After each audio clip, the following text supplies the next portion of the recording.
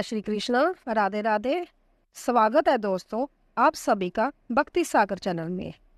आप सभी को आषाढ़ मास के कृष्ण पक्ष की जोगनी एकादशी की हार्दिक शुभकामनाएं।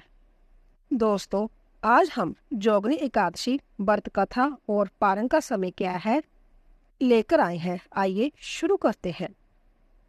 जोगनी एकादशी व्रत कथा। जोगनी का अर्थ होता है जिसने इंद्रियों को वश में कर लिया हो। जोगनी एकादशी का व्रत रखने और इसकी कथा को सुनने से 88,000 ब्राह्मणों को भोजन कराने के बराबर फल की प्राप्ति होती है और मनुष्य की सभी मनोकामनाएं भी पूर्ण होती है। तो आइए कथा शुरू करते हैं। बोलिए विष्णु भगवान की जय। महाभारत काल की बात है। एक बार धर्मराज युधिष्ठिर ने भगवान श्री कृष्ण से कहा कि हे त्रिलोकीनाथ, मैंने ज्येष्ठ मास के शुक्ल पक्ष की निर्जला एकादशी की कथा सुनी, जिसे सुनकर बहुत ही अच्छा लगा। अब आप कृपा करके आषाढ़ मास के कृष्ण पक्ष की एकादशी की कथा सुनाइए। इस एकादशी का नाम क्या है तथा इस एकादशी का महत्व विस्तार पूर्वक मुझे सुनाइए। यह सुनकर श्री कृष्ण भगवान ने कहा कि हे पांडुपुत्र, आषाढ़ मास के कृष्ण पक्ष की एकादशी का नाम जोगनी एकादशी है। इस व्रत के करने से सभी पाप नष्ट हो जाते हैं। इस व्रत को करने वाला व्यक्ति श्राप से मुक्ति पाता है। यह व्रत इस लोक में तथा परलोक में मुक्ति देने वाला है। हे धर्मराज, यह एकादशी तीनों लोकों में प्रसिद्ध है। इसके व्रत से सभी पाप नष्ट हो जाते हैं। तुम्हें मैं प्राणों में कही हुई कथा सुनाता हूँ, ध्यान पूर्वक सुनो। अलकापुरी नाम की एक नगरी थी। उस नगरी में कुबेर नाम का एक राजा राज्य करता था। राजा कुबेर परम शिव भक्त था। वह पूरे विधि विधान से रोजाना भगवान भोलेनाथ की पूजा अर्चना किया करता था। राजा कुबेर का एक यक्ष सेवक था जिसका नाम था हेममाली। वह राजा की शिव पूजा के लिए रोजाना ताजे फूल तोड़कर लाया करता था। हेममाली की विशाक्षी नाम की एक बहुत ही सुंदर पत्नी थी। वह अपनी पत्नी से खूब प्रेम करता था। एक दिन की बात है, राजा का सेवक हेममाली मानसरोवर से फूल लाने गया तो फूल लेकर सीधा अपने घर अपनी पत्नी से मिलने के लिए चला गया। घर जाकर हेममाली ने फूलों को एक तरफ रख दिया और अपनी पत्नी के साथ बातें करने लगा, किंतु काम आतुर होने के कारण वह अपनी पत्नी के साथ रमण करने लगा। इस भोग विलास में दोपहर हो गई। वह भूल चुका था कि राजा ने मुझे किस काम के लिए भेजा था। उधर राजा सुबह से ही हेममाली की राह देख रहे थे। इंतजार करते करते दोपहर हो गई तो राजा ने सोचा कि पूजा का समय तो बीतता ही जा रहा है, परंतु आज हेममाली पता नहीं फूल लेकर क्यों नहीं आया। रोजाना तो सही समय पर आ जाता था। ना जाने आज ऐसी कौन सी बात हो गई जो पूजा के वक्त फूल लेकर नहीं पहुंचा।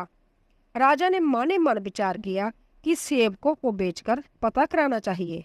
तो राजा ने सेवकों को आज्ञा दी कि तुम लोग पता करो कि हेममाली आज अभी तक फूल लेकर क्यों नहीं आया। राजा की आज्ञा पाकर राजा के सेवक मानसरोवर पर हेममाली को तलाशने के लिए गए, लेकिन हेममाली वहां पर कहीं भी दिखाई नहीं दिया। सब जगह उसे ढूंढकर वह उसके घर गए तो उसके घर जाकर देखा तो वह अपनी पत्नी के साथ था। सभी सैनिक सीधे राजा के पास आए और कहने लगे कि हे महाराज, आज हेममाली तो अपनी पत्नी के साथ रमण कर रहा है। यह सुनकर राजा को बहुत गुस्सा आया और वह सोचने लगे कि वह ऐसा कैसे कर सकता है। वह वर्षों से शिवजी की पूजा के लिए नियमित समय पर फूल लेकर आता है। अत्यधिक गुस्से के साथ राजा कुबेर ने हेममाली को बुलाने की आज्ञा दी। जैसे ही राजा के सैनिक हेममाली को बुलाने के लिए उसके घर गए तो वह तो बुरी तरह से डर गया और डर से कांपता हुआ राजा के सामने उपस्थित हुआ। राजा उसे देखते ही बहुत क्रोधित हो गई और क्रोध में राजा कुबेर की होंठ फटफटाने लगे। राजा ने गुस्से में कहा कि अरे अदम, तूने मेरे परम पूजनीय देवों के देव भगवान शिव जी का अपमान किया है। मैं तुझे श्राप देता हूँ कि तू स्त्री के वियोग में तड़फे और मृत्यु लोक में जाकर कोड़ी का जीवन व्यतीत करे। राजा कुबेर के श्राप से हेममालिनी उसी समय स्वर्ग से पृथ्वी पर जा गिरा और कोड़ी हो गया। उसकी पत्नी भी अचानक से गायब हो गई। मृत्यु लोक में आकर उसने अर्थात हेममालिनी अनेक भयंकर कष्ट भोगे, किंतु शिवजी की कृपा से उसकी बुद्धि मलिन नहीं हुई थी। उसे अपने पूर्व जन्म का सब कुछ याद था। वह अनेक कष्टों को भोगता हुआ तथा अपने पूर्व जन्म के कुकर्मों को याद करता हुआ हिमालय पर्वत की तरह चल पड़ा। चलते चलते वह मार्कंडेय ऋषि के आश्रम में पहुंचा। वह ऋषि अंततः तपस्वी थे। ऐसे प्रतीत हो रहे थे मानो ब्रह्मा जी हो, और उनका आश्रम भी ब्रह्मा जी की सभा के समान ही शोभा दे रहा था। ऋषि को देखकर हेममालिनी वहां गया और उन्हें प्रणाम करके उनके चरणों में गिर पड़ा और विनती करने लगा कि हे ऋषिवर, मुझे इस श्राप से मुक्ति दिलाओ। तो हेममालिनी को देखकर मार्कंडेय ऋषि ने कहा कि तूने कौन से निष्कृष्ट कर्म किए हैं जिससे तुझे कोढ़ हो गया और तू भयानक कष्ट भोग रहा है? मुझे विस्तार पूर्वक बताओ। महर्षि की बात सुनकर हेममालिनी बोला कि हे मुनि श्रेष्ठ, आपसे कुछ भी छुपा नहीं है। मैं राजा कुबेर का अनुचर था और मेरा नाम हेममालिनी था। मैं प्रतिदिन मानसरोवर से फूल लाकर भगवान शिव जी की पूजा के लिए राजा को दिया करता था। एक दिन मैं मानसरोवर से सीधे फूल लेकर अपने घर चला गया और वहां अपनी पत्नी के साथ समय बिताने लगा। मुझे समय का बिल्कुल भी ज्ञान ना रहा और न जाने कब दोपहर हो गई। राजा फूलों का इंतजार करते करते क्रोधित हो गए। उन्होंने मुझे बुलाने के लिए अपने सेवकों को भेजा। तब मुझे आभास हुआ कि आज मुझसे कितनी बड़ी गलती हो गई है। लेकिन जब मैं जैसे ही राजा के पास पहुंचा तो राजा ने क्रोधित होकर मुझे श्राप दे दिया। श्राप देते हुए राजा ने कहा कि तू अपनी स्त्री का वियोग और मृत्यु लोक में जाकर कोढ़ी बनकर दुख भोगेगा। इसी कारण से मैं कोढ़ी हो गया हूँ तथा पृथ्वी पर भयंकर से भयंकर कष्ट भोग रहा हूँ।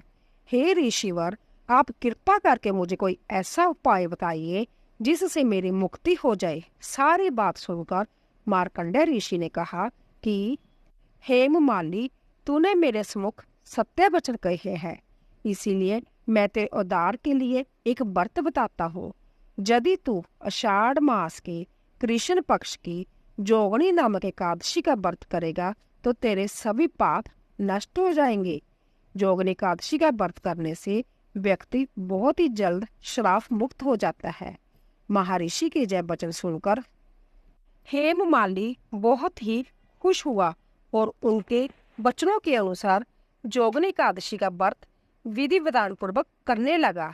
इस जोगनी एकादशी व्रत के प्रभाव से वह अपने पुराने स्वरूप में आ गया और अपनी पत्नी के साथ सुखपूर्वक रहने लगा। फिर इस लोक के समस्त सुखों को भोगता हुआ अंत में स्वर्ग लोक को गया। जय कथा कहकर भगवान श्री कृष्ण ने कहा कि हे राजन, इस जोगनी एकादशी का फल 88,000 ब्राह्मणों को भोजन कराने के बराबर होता है। इसके व्रत से सभी पाप नष्ट हो जाते हैं, व्यक्ति श्राप मुक्त हो जाता है और अंत में मोक्ष को प्राप्त करके प्राणी स्वर्ग का अधिकारी बन जाता है। बोलिए विष्णु भगवान की जय। तो दोस्तों, एकादशी की दूसरी कथा जिसे श्रवण करने से हर संकट से मुक्ति मिलती है और सभी मनोकामनाएं पूर्ण होती है।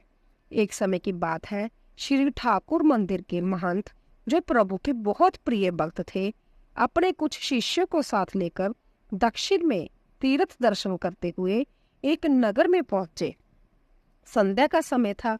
मार्ग में बहुत ही रमणीय उपवन देख महंत जी का मन हुआ कि यहीं कुछ देर विश्राम करे और भोजन प्रसाद बनाकर हरि नाम कीर्तन किया जाए। संजोग से वह स्थान एक वेश्या का था। वेश्या वही पास के भवन में रहती थी। महंत जी और उनके शिष्यों को इस बात का पता ना था कि जिस जगह वह रुके हैं वह स्थान एक वेश्या का है। वेश्या भी दूर से अर्थात अपने भवन से ही हरि भक्तों की क्रियाओं का आनंद ले रही थी। आज मानो संतों के प्रभाव मात्र से पाप आसक्त उस वेश्या के हृदय में भी प्रभु का प्रेम उपज गया। उसने संभ्य को भाग्य जानकर, संतों को ज्ञात न हो यह जानकर और अपने बारे में कुछ न बताकर दूर से ही अपने भवन से ठाकुर जी के दर्शनों का आनंद लिया। जब सभी संतों का भोजन प्रसाद और संकीर्तन समाप्त हुआ तो अंत में वेश्या ने एक थाल में बहुत सारी स्वर्ण मुद्राएं लेकर महंत जी के समक्ष प्रस्तुत की और महंत जी को प्रणाम किया। उसने बताया कि यह स्थान मेरा ही है, मैं जहाँ की मालकिन हूँ। महंत जी को यह जानकर बड़ी प्रसन्नता हुई कि और आभार व्यक्त करते हुए उन्होंने कहा कि यह बहुत ही रमणीय स्थान है। हमारे ठाकुर जी को भी यह स्थान संकीर्तन के बड़ा पसंद आया। अब वेश्या ने वह स्वर्ण से भरा हुआ थाल महंत जी की सेवा में प्रस्तुत किया। सच्चे संतों का स्वभाव होता है कि वह बिना जाने किसी भी अनजान व्यक्ति का धन या सेवा नहीं लेते और शास्त्र भी अनुमति नहीं देता। अंत महंत जी ने उस वेश्या से कहा कि हम बिना यह जाने कि यह धन स्वीकार नहीं कर सकते कि आपने किस तरह से यह धन अर्जित किया है। वेश्या ने भी द्वार पर आए संतों से झूठ न कहकर सारी बात सच सच बता दी। वह बोली, मैं एक वेश्या हूँ और समाज के आसक्त पुरुषों को रिझाती हूँ, उसी से मैंने यह धन अर्जित किया है। इतना कहकर वह महंत जी के चरणों में पूर्ण समर्पण करते हुए फूट फूट कर रोने लगी। उसने महंत जी से श्री ठाकुर जी की भक्ति का दान देने का अनुग्रह करने लगी। महंत जी को भी उसके इस अनुग्रह पर दया आई, लेकिन वह बड़े धर्म संकट में पड़ गए। यदि वेश्या का धन स्वीकार किया तो धर्म की हानि होगी और यदि शरण में आए हुए को स्वीकार नहीं किया और मार्ग नहीं दिखाया तो भी संत धर्म की हानि होगी। महंत जी ने अपने ठाकुर जी का ध्यान किया और उन्हीं को साक्षी कर वेश्या के सामने शर्त रखी। उन्होंने कहा, हम तो यह धन स्वीकार नहीं कर सकते। यदि तुम हृदय से अपने इस बुरे कर्म को छोड़ना चाहती हो तो ऐसा करो, इस पाप कर्म से अर्जित की हुई सारी संपत्ति को तुरंत बेचकर जो धन आए उससे हमारे ठाकुर जी के लिए सुंदर सा मुकुट बनवाओ। यदि हमारे प्रभु वह मुकुट स्वीकार कर लेंगे तो समझ लेना कि उन्होंने तुम्हें माफ करके अपनी कृपा प्रदान की है। वेश्या का मन तो पहले ही निर्मल हो चुका था। महंत जी की आज्ञा सुनकर उसने तुरंत संपूर्ण संपत्ति बेचकर ठाकुर जी के लिए कई लाख रुपए का सुंदर मुकुट बनवाया। कुछ ही दिनों में वेश्या ने मुकुट बनवाकर अपने नगर से महंत जी के साथ ठाकुर जी के मंदिर के लिए प्रस्थान किया। मंदिर पहुंचते ही जब बात समस्त ग्रामवासियों और मंदिर के पुजारियों को पता चली कि अब वेश्या के दान से अर्जित मुकुट ठाकुर जी धारण करेंगे तो सभी अपना अपना रोष व्यक्त करने लगे और महंत जी उस वेश्या का मजाक उड़ाने लगे। महंत जी सिद्ध पुरुष थे और ठाकुर जी के सर्वविदित प्रेम भक्त भी थे, इसीलिए किसी ने उनका विरोध करने की चेष्टा नहीं की। जैसे ही वह वेश्या मंदिर में प्रवेश करने लगी, द्वार तक पहुंची थी कि पूर्व का पाप बीच में आ गया। वेश्या वही रज सवला हो गई। उसने अपना माथा पीट लिया और फूट फूट कर रोने लगी। मूर्छित होकर भूमि पर गिर पड़ी और मन ही मन में सोचने लगी कि संत की कृपा हुई, ठाकुर जी का आग्रह प्राप्त होने ही वाला था कि राज सवला हो गई। मंदिर में जाने के लायक ही न रहे। सब लोग हंसी उड़ाने लगे। पुजारी भी महंत जी को कोसने लगे। महंत जी ने वेश्या के हाथ से मुकुट लेकर संभ्या ठाकुर जी के गर्भगृह में प्रवेश कर श्री ठाकुर जी को मुकुट पहनाने लगे। इधर महंत जी बार बार मुकुट प्रभु के मस्तक पर धारण कराते, लेकिन ठाकुर जी धारण ही नहीं कर रहे थे।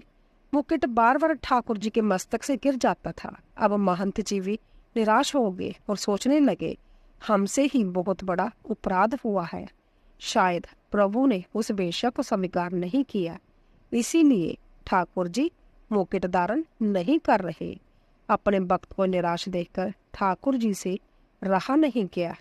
वो अपने श्री विग्रह से ही बोल पड़े, बाबा, आप निराश मत हो। हमने तो उसी दिन उस वेश्या को स्वीकार कर लिया था जिस दिन आपने उसे आश्वासन देकर हमारे लिए मुकुट बनवाने को कहा था। महंत जी ने कहा, प्रभु, जब स्वीकार कर ही लिया तो फिर उस बेचारी का लाया हुआ मुकुट धारण क्यों नहीं कर रहे? ठाकुर जी बोले, मुकुट तो हम उसी वेश्या के हाथ से ही धारण करेंगे। इतने प्रेम से लाई है तो पहनेंगे भी उसी के हाथ से। महंत जी ने कहा, प्रभु जी, वह राज सबला है, इसीलिए वह मंदिर में नहीं प्रवेश कर सकती। अब तो ठाकुर जी जिद करने लगे, इसी समय लाओ, हम तो उसी के हाथ से पहनेंगे। मंदिर के समस्त पुजारियों ने प्रभु की जय आज्ञा सुनकर दांतों तले उंगलियां दबा ली। सभी विस्मित हो गए। संपूर्ण मंदिर में हाहाकार मच गया। जिसने सुना वह अचंभित हो गया। ठाकुर जी की आज्ञा को सिरोधार कर सैकड़ों लोगों की उपस्थिति में उस वेश्या को सम्मान पूर्वक मंदिर में प्रवेश करवाया गया। अपने हाथों से वेश्या ठाकुर जी को मुकुट धारण कराने लगी। नैनों से आंसू की धाराएं बह रही थी, किंतु अवैध दशा हुई होगी। जरा सोचिए, ठाकुर जी भक्त की इसी दशा को तो आनंद ले रहे थे। ठाकुर जी का श्री विग्रह बहुत बड़ा होने के कारण ऊपर चढ़कर मुकुट पहनाना पड़ता है। भक्त के अश्रु से प्रभु के संपूर्ण मुखारविंद का मानो अभिषेक हो गया। वेश्या के मुख से शब्द नहीं निकल रहे थे, नयन अविरल अश्रु बहा रहे थे। आज ठाकुर जी ने उस प्रेम स्वरूप पेंट स्वीकार करने हेतु अपना मस्तक नीचे झुका दिया और मुकुट धारण कर उस वेश्या को वह पद प्रदान किया जिसके लिए बड़े बड़े देवता संत महात्मा हजारों वर्ष तप अनुष्ठान करते हैं, लेकिन उन महाप्रभु का अनुग्रह प्राप्त करने में असमर्थ रहते हैं। दीन दयाला करुण निदान प्रभु जब किसी भक्त की करुणा पुकार पहुंचती है तो अपने आप को रोक नहीं पाते और दौड़े चले आते हैं अपने भक्त के पास। बोलिए एकादशी माता की जय।